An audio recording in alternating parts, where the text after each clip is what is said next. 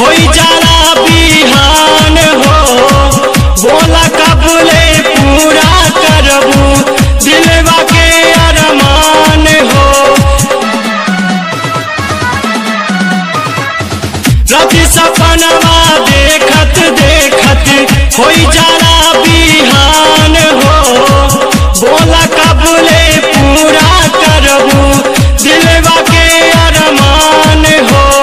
बहरी देवसर चितरंगी सगरो तोहके घुमाएब। सुधाकर वशिष्ठ के गीतिया रोज तोहके सुनवाएब। तोरा के रानी हम सीधे घुमाएब। राजस्थानी होटल में डोसा खियाएब। वहीं से बाइक पर ले आएब ये जान तोहे रीवा घुमाएब। वहीं से बाइक पर ले आएब ये जान तोहे रीवा घुमाएब। तोरा के रानी हम सीधे घुमाएब।